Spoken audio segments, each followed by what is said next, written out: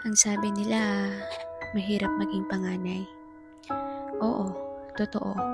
Pero eto, gusto kong magsalita para sa mga bunso. Mahirap ang panganay, pero pati bunso nahihirapan. Grabe ang pressure. Nakapagtapos ang mga kapatid mo, kailangang makapagtapos ka rin. Hindi sila nakapag-aral, ikaw na lang ang pag-asa ng inyong magulang. Umaasa sila na ikaw ang tatapos sa kahirapan. Oo, hindi ka nga inuobliga, pero bilang bunso, kailangan maibigay mo ang hindi kayang ibigay ng mga kapatid mo sa mga magulang nyo.